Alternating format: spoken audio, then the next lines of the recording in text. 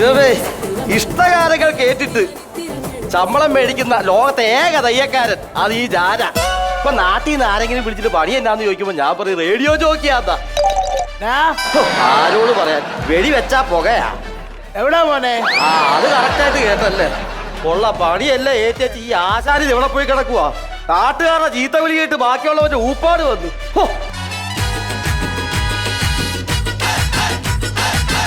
എന്നാ പണി ആചാര്യ കാണിക്കുന്നത്? ഈ 2 ദിവസം ആചാര്യ എവിടെ പോയി കിടക്കായിരുന്നു.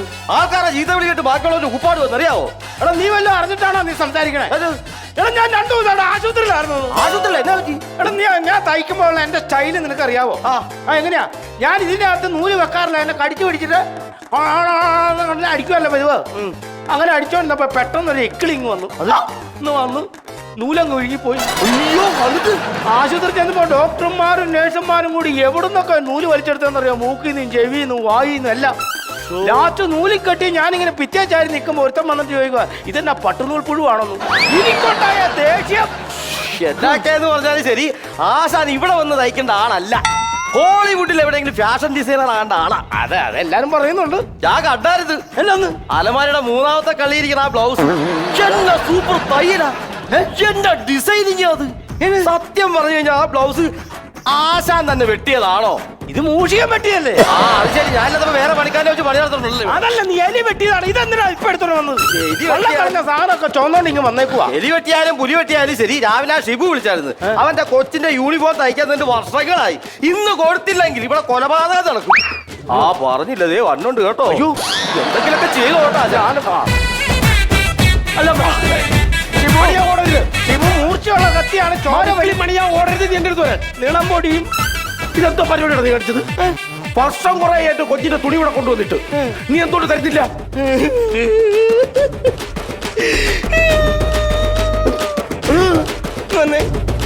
ഇറച്ചിവട്ടുണ്ടോ? ഉണ്ട്. അങ്ങനെയാണെങ്കിൽ നാളെ 1/2 കിലോ കരൾ എനിക്ക് വേണം. കരളിന്റെ കൂടെ ഞാൻ ഒരു വൃക്കയും കൂടി അങ്ങോട്ട് തരണ്ട. ആരുടെ? തന്റെ. പിന്നല്ലാതെ എന്റെ ചേട്ടാ ഒരു കാര്യം മനസ്സിലാക്കണം. പണ്ട് ഇതുപോലെ എന്റെ കുഞ്ഞിന്റെ യൂണിഫോം തയ്ക്കാൻ വേണ്ടി വന്നതാ ഞാൻ. ഇവിടെ കയറി ഇറങ്ങി ഞാൻ ഇവിടുത്തെ പണിക്കാരനായി. അത് നിന്റെ അടുത്ത്, എന്റെ അടുത്ത് കിടക്കത്തില്ല. എന്റെ കൊച്ചു 5ാം ക്ലാസ്സിൽ പഠിക്കുമ്പോഴാണ് ഞാൻ ഈ തുണി ഇവിടെ കൊണ്ടുവന്നത്. ഇന്ന് കൊച്ചു +2 പഠിക്കുകയാണ്. തുണി കിട്ടാതെ ഞാൻ പോകത്തില്ല. അയ്യോ, പിന്നെ എന്തിനാണ് ഈ ഡ്രസ്സൊക്കെ? അത് തുണിയൊക്കെ കൊണ്ടോ? അത് നല്ല പരിപാടി. ഞാൻ പൈസ കൊടുത്ത് മേടിച്ച തുണി വെറുതെ കളയാൻ പറ്റുമോ? അതിടാൻ വേണ്ടി ഒരു പുതിയ കുഞ്ഞിന് രൂപം കൊടുത്തിട്ടായി ഇങ്ങോട്ട് വന്നത്. പിന്നെ ഒരു കാര്യം ഞാൻ പറഞ്ഞേക്കാം. നാളെ ഞാൻ വരുമ്പോ എന്റെ തുണി തച്ച് കിട്ടിയില്ല എന്നുണ്ടെങ്കിൽ നിന്നോട് സംസാരിക്കുന്നത് ഞാനായിരിക്കില്ല. പിന്നെ ആരാ? ഇറച്ചി വെട്ടുന്ന ഈ കത്തിയായിരിക്കും. ആണോ? അന്ന് വെളുപ്പിന് വന്നം. എന്തിന് കത്തി സംസാരിക്കണ ഞാൻ കേട്ടിട്ടില്ല ഇതുവരെ. കോമഡി കേൾക്കാനല്ല വന്നത്. ഞാൻ അമ്മയാണ് സത്യം. നാളെ വരുമ്പോ എനിക്ക് കിട്ടിയില്ലെങ്കിൽ മണിയാ ഒരൊറ്റ കയറ്റി ഞാൻ കെട്ടി തരും. മാവുക്കുള്ളിയുടെ ബോന്തേ വെച്ചോണ്ട് ആവശ്യത്തിന് സാധനം കൊടുത്ത തച്ചാ തിരിച്ചു തരത്തില്ല.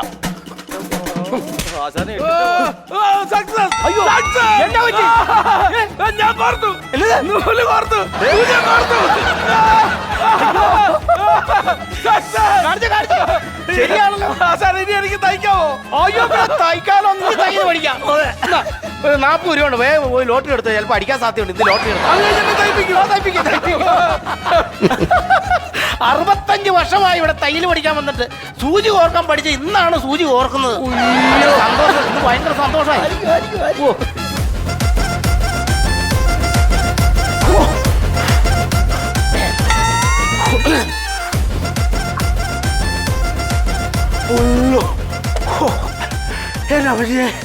അയ്യോ നമജി.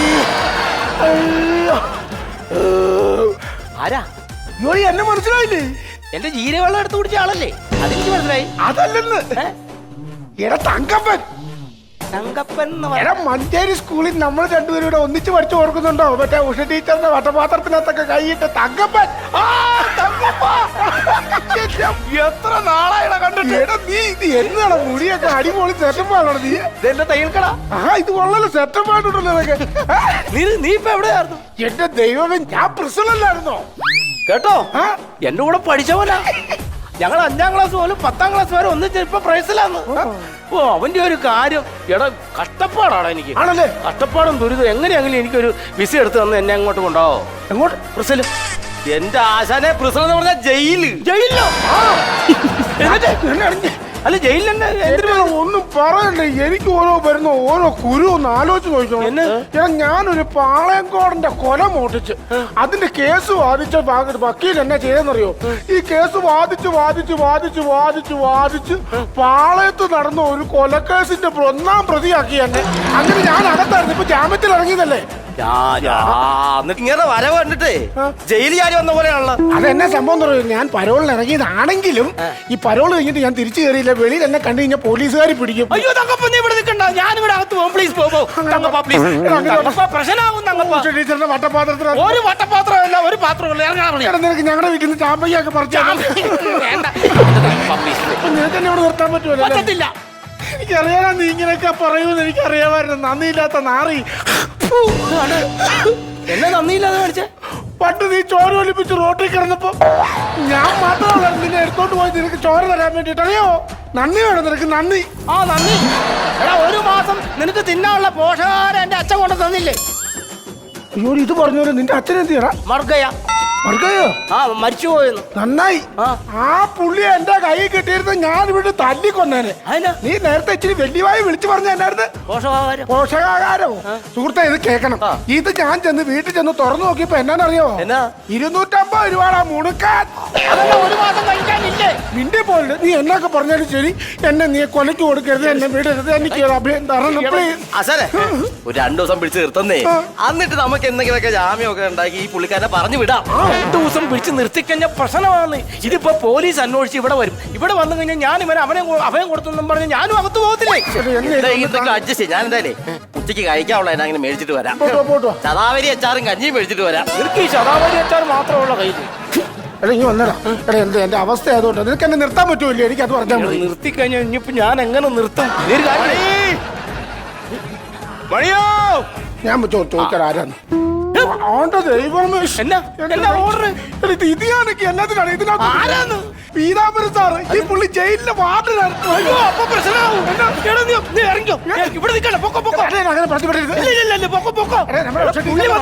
എന്റെ ബിസിനസിനെ ബാധിക്കും, എല്ലാം ബാധിക്കും. എന്റെ കട അടച്ചിട്ട് വരും. നിനക്ക് എന്നെ ഇവിടെ നിർത്താൻ പറ്റുമല്ലോ? പറ്റത്തില്ല. ഒരു ശകലം നേരത്തേക്ക് ഇല്ല ഇല്ല ഇല്ല. ഞാൻ ഒരുങ്ങിക്കോ, നമുക്ക് 2 പേർക്കും കൂടെ പോകാം. എങ്ങോട്ട്? ആ പുള്ളിക്കാരൻ വന്ന് എന്നെ കണ്ടു കഴിഞ്ഞാൽ ഞാൻ പറയും, പൊന്നു മോനെ, എന്നെ അവിടുന്ന് ചാടിച്ചതിന് ശേഷം നീയാണ് എന്നെ ഇവിടെ സംരക്ഷിച്ചോണ്ടിരിക്കുന്നത് എന്ന് ഞാൻ അങ്ങ് പറഞ്ഞു കഴിഞ്ഞാൽ നീ 2ാമത്തെ പ്രതിയാകും. നീ ഉണ്ട തിന്നണ്ട വരും, ഉണ്ട. അപ്പൊ എന്നാ തീരുമാനിക്കുന്നു? എന്നെ വിടുന്നോ അതോ എന്നെ ഇവിടെ എവിടെയും ഒളിപ്പിക്കാൻ ഒരു മാർഗം തരാമോ? ഇനിയിപ്പോ എന്നാ ചെയ്യും? ഞാൻ എവിടെ ഒളിപ്പിക്കും? സമയമേ പുള്ളി ഇങ്ങോട്ട് വന്നോ. പുള്ളി പോയി കഴിഞ്ഞാൽ ഞാൻ പൊക്കോളൂലേ? ആ ശക്കലം നേരത്തെ കാര്യമുള്ളൂ. എന്നാ നീ അകത്തേക്ക് പൊക്കോ. എന്ത് കാരണവശാലും പുറത്തേക്ക് വരരുത്. ദൈവത്തെ ഓർത്ത് വരരുത്. ഒരു കാരണവശാലും വെച്ചിട്ട് പോളാ. ഒരു കാരണവശാലും പറഞ്ഞു കൊടുക്കല്ലേ. മണി എന്തുണ്ട് മണി, സുഖം തന്നെ? സാറിനെ കണ്ടിട്ട് എത്ര നാളായി. ഞാൻ സാറിനെ കാണാത്തോണ്ട് എന്നും പത്രത്തിൽ നോക്കും. പത്രത്തില്? ആ ചർമ്മക്കുളത്തിലൊക്കെ ഉണ്ടോന്നറിയാം. തമാശ പറയല്ലേ സംഭവം. ഞാൻ വല്ലാത്തൊരു പ്രതിസന്ധിയിലാണ് മണി. നമ്മുടെ ജയിലിൽ നിന്ന് ഒരു പ്രതി പരവണ്ണം ഇറങ്ങി 6 മാസം കഴിഞ്ഞിട്ട് നമുക്ക് കയറുന്നില്ലെന്ന്. ആ, അത് തങ്കപ്പനല്ലേ? തങ്കപ്പനോ? അല്ല, ഞാൻ പറഞ്ഞു വന്ന എന്നാന്നറിയോ?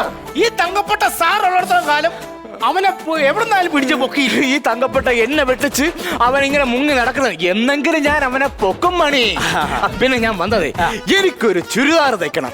എങ്ങനെ ഇരിക്കും? ഈ ആണുങ്ങൾ ചുരിദാർ ഇട്ട് ഞാൻ കണ്ടിട്ടില്ല. പെണ്ണുങ്ങൾ ചുരിദാർ ഇട്ട് കണ്ടിട്ട് സാർ ഇട്ടാൽ നന്നായി. എനിക്കല്ലെന്ന്, എന്റെ ഭാര്യയ്ക്ക് ഒരു സർപ്രൈസ് കൊടുക്കണം കേട്ടോ. അപ്പൊ തയ്ക്കേണ്ട തുണി ഞാൻ കൊണ്ടുവന്നിട്ടുണ്ട്. മീറ്ററിന് 2000 രൂപയാണ്. ലിറ്ററിന് 2000 രൂപ സാധനം? അത് എന്നതാണ്? ലിറ്ററിനല്ല, ഒരു മീറ്ററിന് 2000 രൂപയുടെ തുണിയാണ് കൊണ്ടുവന്നേക്കുന്നത്. അപ്പൊ എവിടെ വെച്ചാൽ എന്നത്താനാ വേണ്ടത്? ഇന്ന് വേണം. ഇന്നോ? ഇപ്പൊ വേണം, ഈ നിമിഷം വേണം. കാരണം അവക്ക് സർപ്രൈസ് കൊടുക്കേണ്ടതല്ലേ. ഇത് എന്നാ സാറേ ഇങ്ങനെ വർത്താനം പറഞ്ഞ? അളവെടുക്കാതെ ചുരിദാർ കഴിക്കാൻ എങ്ങനെയാ? ഞാൻ പറഞ്ഞു തരാം, എഴുതിയെടുത്തു. അല്ലോ, അങ്ങനെ പറഞ്ഞിട്ട് ഒരു ഉദ്ദേശം വെച്ച് പറഞ്ഞിട്ട് കാര്യമുണ്ടോ? തനിക്കിപ്പോ അളവല്ലേ അകത്തോട്ടോ? അല്ല, അത് വേണ്ട. അകത്തേക്ക് വേണ്ട. അത് വേണ്ട. അല്ല സാറ് ഒരു അളവ് അങ്ങ് പറഞ്ഞേ കേട്ടെ. അളവോ? കഞ്ഞിയും ശതാവരി അച്ചാറും ഒക്കെ മാറ്റി വെക്ക്. നിങ്ങൾ കഞ്ഞിന്റെ കാര്യം വിട്ടിട്ട് അളവിന്റെ അടുത്തേക്ക് വാ. അളവെടുക്കാം. അളവെന്ന് പറയുമ്പോ ഏകദേശം ഈ അളവ് വരും. അത് തന്നെ. എടാ രമയുടെ അളവിരിപ്പുണ്ടോ? അളവിരിപ്പുണ്ട്. അത് ഞാൻ തയ്ക്കാൻ വെച്ചേക്കുമല്ലേ, അപ്പൊ ഞാൻ മാറ്റി വെച്ചിട്ടുണ്ട്. ഞാൻ തയ്ച്ചോളാന്ന് പറഞ്ഞു. നിനക്കല്ല എത്ര നിർബന്ധം? നീ അളവ് correct ആയിട്ട് അളവ് ഉണ്ടാക്കി ഞാൻ വെച്ചോളാം.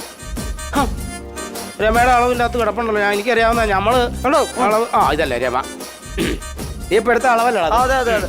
കഴുത്ത് കൊള്ളാ, കൈവണ്ണം അടിപൊളി, പുറം കിടുക്കാച്ചി. ഇതാണ്ട അളവ്. ഇങ്ങനത്തെ അളവ് ഇനി മേലെ എന്റെ തയ്യൽക്കട കണ്ടുപോയി.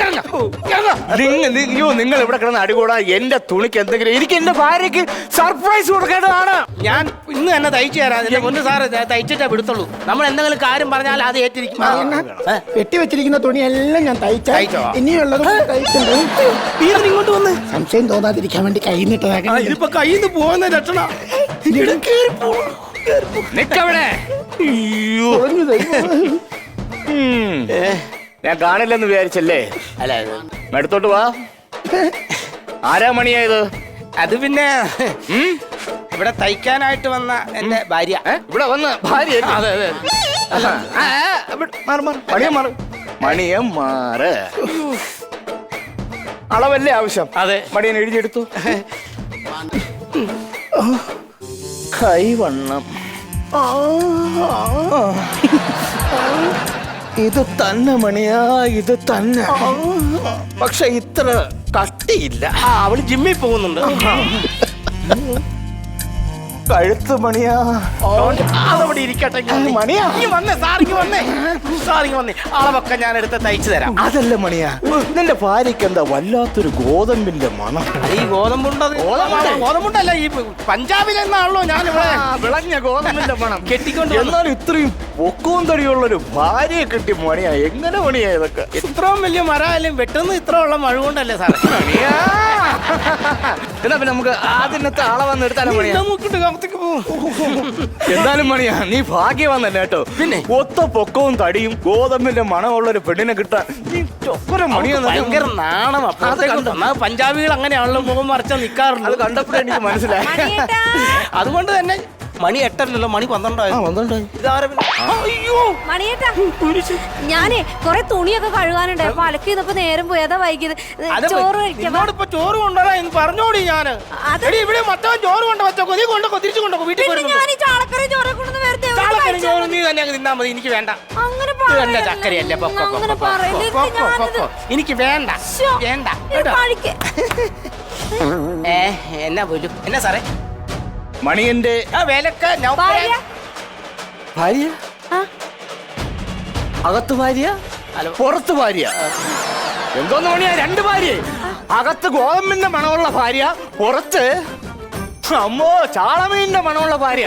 അപ്പൊ മണിയാ, ഒരു മെഷീനിൽ നീ ചുരിദാറും തയ്ക്കുന്നുണ്ട്, ഷർട്ടും തയ്ക്കുന്നുണ്ടല്ലേ? അത് ഞാൻ അനുവദിക്കില്ല മണിയാ. ഇടയ്ക്ക് പിടിക്കും. എന്റെ പൊന്നുമോളെ, നിന്നെ ചതിക്കായിരുന്നു മോളെ. അറിയാമോ? പിന്നെ കഴിഞ്ഞ പ്രാവശ്യം ഇവിടെ അളവെടുക്കാൻ വന്ന ഒരു അളവ് കറക്റ്റ് തെറ്റിയെന്നും പറഞ്ഞ ഒരു പെണ്ണ് ഇവിടെ തൂങ്ങിയില്ല. അതിന്റെ പ്രേതം ഇവിടെ കിടന്ന അലിവാ. ഇത് പ്രേതം പിശാചൊന്നും അല്ല. ഈ സുന്ദരിക്കോതെ എങ്ങനെ നിനക്ക് ചതിക്കാൻ തോന്നിയടാ? സംശയം ഉണ്ടെങ്കിൽ നീ അകത്ത് പോയി നോക്കിയാണ്. മോളിലെ മുടിയും വളർത്തിക്കൊണ്ടപ്പോ 2 പെണ്ണെ നിനക്ക് എടാ മണിയാ. സാർ ഇപ്പൊ എന്തിനും ഇങ്ങോട്ട് വന്നു?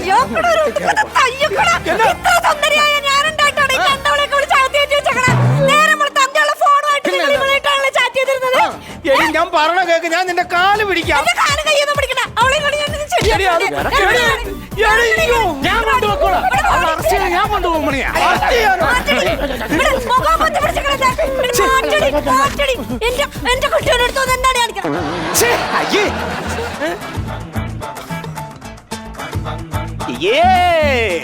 എന്നാ സാറേ?